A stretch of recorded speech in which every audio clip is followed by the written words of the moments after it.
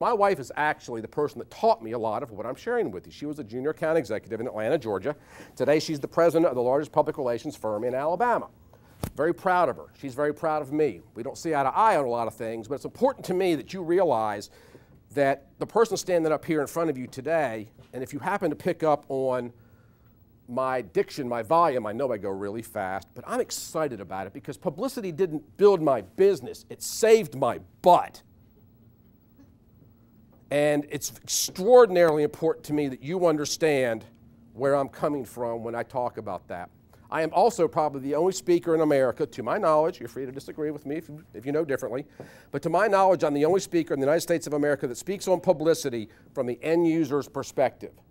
I wasn't a media person. Now, yes, I do a radio program, but that actually grew out of the publicity that I learned. I didn't get to learn all that because of the radio show. The radio show came out of it because I learned it. And yes, I've got to interview Newt Gingrich and Oliver North and Zig Ziglar and Tony Robbins and Jeffrey Gitomer. You can't name any of the big people I haven't interviewed. Maybe a little bit later in a private moment, I'll share my personal thoughts about some of them, but that's a different story. The point is that we've been able to do a lot of really great things with publicity, and I want to teach you today. And I'm going to tell you something. What I'm going to talk about is a little bit of a diversion from what I normally talk about, because I normally talk to associations, the National Association of Florists, the National Association of Landscape Architects, whatever the case may be, and teach them how to get exactly what David was talking about. But I also want to talk about getting global or national publicity, international publicity, and what to do with it after the fact. Now, I don't like to just stand up and speak. I like friction. I like heat. I want you to talk to me if you're so compelled.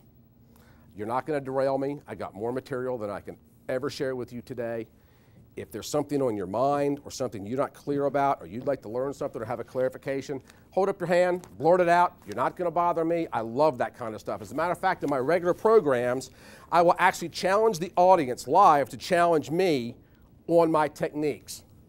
Now, I don't have a whole lot of time for that because they're going to keep me at 60 minutes today. But if you do have a question, you do need a clarification on something that I share with you, because some of it is pretty heady stuff, I want you to ask the question, because if you ask it, I guarantee you somebody else in this room is thinking it. Now, with that said, David mentioned about getting publicity for ISN and for coming up here. Well, guys, I'm just a publicity hound. I love it, I love it, I love it. This is a paper in Birmingham, Alabama. It comes out in South Birmingham, and there's my announcement that I'll be speaking to you here today. Hart speaks at Gatlinburg Conference. I was telling David earlier today at lunch that it took me 4 seconds to write it, 3 seconds to send it, 1 day for them to print it. Now, has my phone been ringing off the hook because I'm up here? No, it hasn't, but that's not the point. The point is it's constant, and I'm constantly looking for things that I can do to help people build their businesses. Now, I want to share with you that I got a lot of notes and a lot of things that I want to cover with you today, so I'm going to kind of go back to my little bag of tricks over here, and we're going to figure out a few things that you need to know to help you build your businesses, because there's one thing that irritates me more than anything in the world as an audience member is to sit in an audience and not learn anything. I'm not here for my own benefit. I'm here to help you, because I'll tell you something, and I mean this. If I help you, it helps me. I have learned more from the field than I've ever learned on my own. I cannot emphasize enough how important that is to me. If you want to exploit the media's insatiable, and it is insatiable. It's more insatiable today than it was yesterday. If you want to exploit the media, and I know that's a harsh word, it's extremely harsh, but the reality of it is, if you're getting publicity, they're exploiting you, so we're going to go back on them. There's two things you've got to know right up front. There's actually about 114 things you really need to know, but these two you got to know now. Number one is the media needs you. They're arrogant, they're pompous, they're crass, they'll hang up on you. You think making cold calls trying to get a speech is tough. Try to get some reporter that just spent 4 years in journalism school getting told how brilliant and smart she is. And she's 22 years old, and by God, she's going to prove to you that she knows everything in the world. Click. They're tough to deal with. But with that said, they still know that they need you. That's the real irony to it. In addition to that, not only do they need you, They're responsible. Yeah, a lot of people don't realize this. They're responsible for finding their own stories, gang.